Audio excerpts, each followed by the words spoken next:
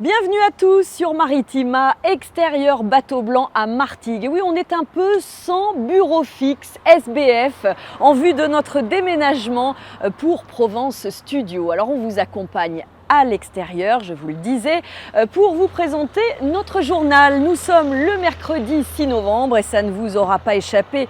L'actualité internationale et politique du jour est marquée par la réélection de Donald Trump à la tête des États-Unis. Après un duel serré, c'est le moins qu'on puisse dire, face à la démocrate Kamala Harris, le républicain a donc remporté ses présidentielles et signe un extraordinaire retour au pouvoir. Pari réussi donc pour l'ancien président de 78 ans, de retour à la Maison-Blanche après une campagne particulièrement mouvementée, agressive et indécise jusqu'à la dernière minute. Si l'annonce était déjà en bonne voie ce matin chez nous, l'officialisation est tombée en fin de matinée. Trump a revendiqué, je cite, une victoire politique jamais vue aux États-Unis. Ont suivi les félicitations des chefs d'État comme Emmanuel Macron qui s'est dit prêt à travailler ensemble avec respect et ambition.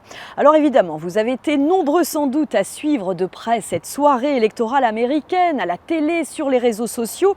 Hier, à la faculté d'Aix-en-Provence, plus de 800 étudiants de Sciences Po s'étaient réunis pour l'occasion. Entre conférences, show, l'ambiance n'a pas manqué au cours de l'événement organisé par le laboratoire Mésopolis, immersion avec Nordine Ali Saïd.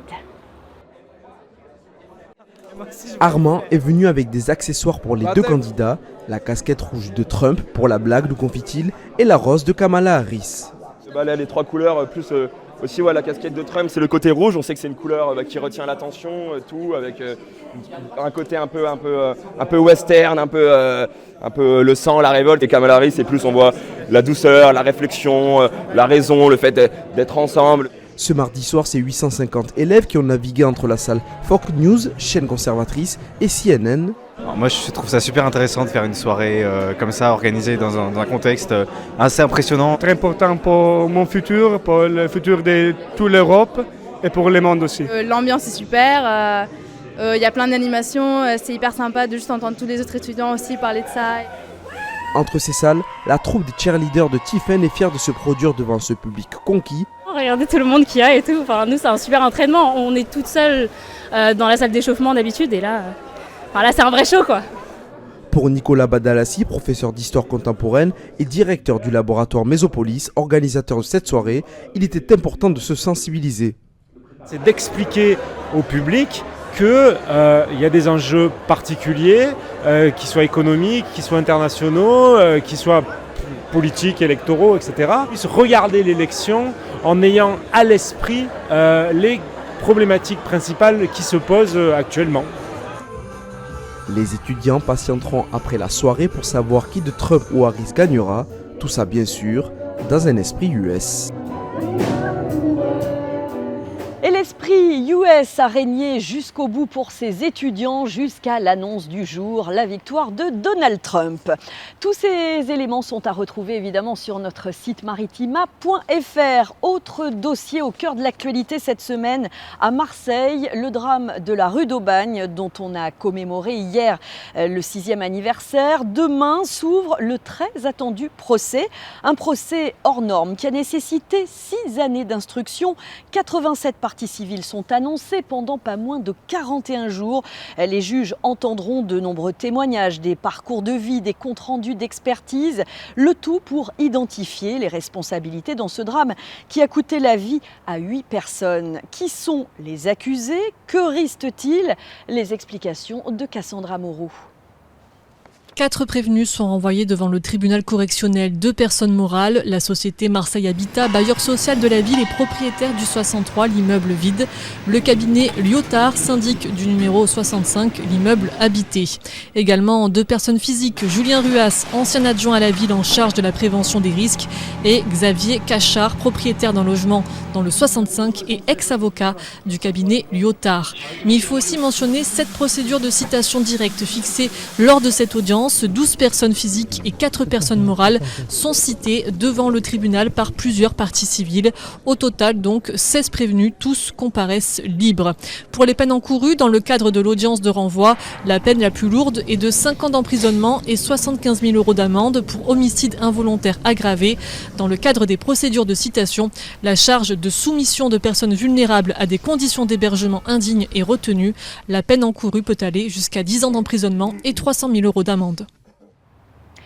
À la page sociale, c'était journée noire hier pour l'emploi en France avec l'annonce des suppressions de postes massives chez l'équipementier automobile Michelin et le distributeur Auchan, fermeture d'usines, plans sociaux, plus de 3600 emplois au total sont ainsi menacés. À Martigues, on commence à en savoir un petit peu plus sur les suppressions de postes à Auchan. En tout, 9 personnes sont concernées par le plan social de l'hypermarché Martégal.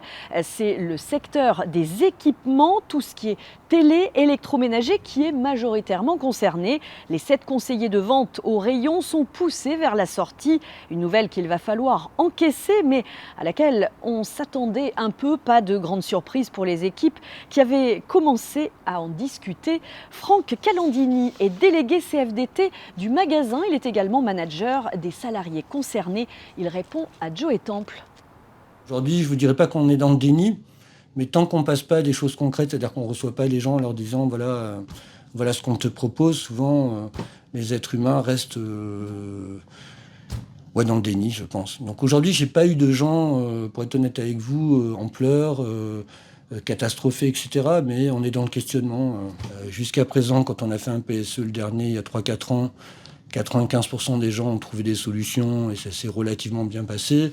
La seule crainte qu'il y a aujourd'hui, c'est que les solutions de reclassement... 3-4 ans après, il n'y en a plus autant qu'avant. Donc est-ce que les gens accepteront d'être mobiles si besoin, de changer de métier? Ça, c'est toujours, on va dire, une réaction qui va être purement individuelle au final. Voilà, mais je serai à leur côté pour les soutenir, surtout que c'est mon équipe. Alors, quelles seront les solutions apportées ? Eh bien, on devrait y voir un petit peu plus clair au fil des jours. Les syndicats et la direction d'Auchan Martigues se sont rencontrés ce matin pour faire le point.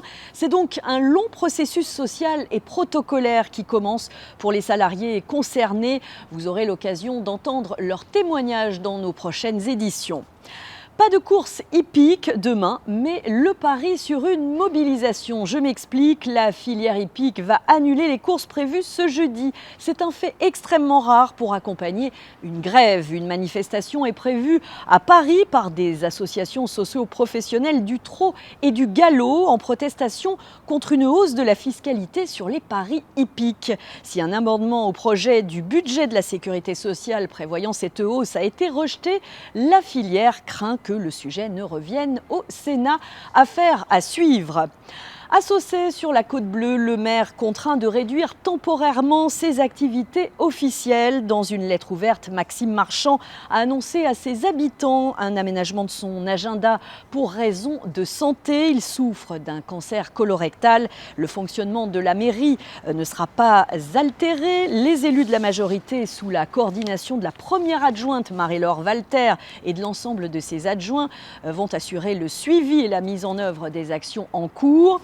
Maxime Marchand indiquera qu'il reste impliqué dans les grandes orientations de la ville. Et sachez-le, l'ancien député et maire de Saucey, Éric Diard, lui a apporté son soutien. On en fait de même au nom de l'équipe de Maritima. Les violences conjugales en hausse, on en parle aujourd'hui, quelques 271 000 victimes, en très grande majorité des femmes, ont été enregistrées par les forces de sécurité en 2023. C'est une hausse de 10% sur un an selon le ministère de l'Intérieur. Ces chiffres sont tombés aujourd'hui. Le nombre de victimes signalées a doublé depuis 2016. Une augmentation qui s'inscrit dans le contexte de libération de la parole et d'amélioration des conditions d'accueil des victimes. Et justement, en Provence-Alpes-Côte d'Azur, près de 38 000 personnes ont contacté le 115 pour être hébergées en urgence l'an passé, comptabilisant plus de 2,3 millions de nuitées sollicitées. 50% sont des primo-demandeurs. Une personne sur 10 a un passé de victime de violence, qu'elle soit conjugale, familiale ou autre. Et près d'un demandeur sur 2 est une personne seule, entre 25 et 54 ans, en priorité des hommes. Cette fois, près de la moitié des demandeurs n'ont jamais pu pu être hébergés. Demain, c'est la journée nationale de lutte contre le harcèlement scolaire. Selon le 4e baromètre annuel d'e-enfance, 36% des jeunes âgés de 6 à 18 ans ont déjà été confrontés au moins une fois au cyberharcèlement ou au harcèlement tout court. 90% des parents demandent des actions concrètes de la part des établissements scolaires et des pouvoirs publics. 86% réclament des formations pour les adultes. En 2021, je vous rappelle que l'association e-enfance a créé le 3018, ce numéro national destiné à accompagner les jeunes victimes de violences numériques et à aider leurs parents et les professionnels dans leur rôle d'éducation.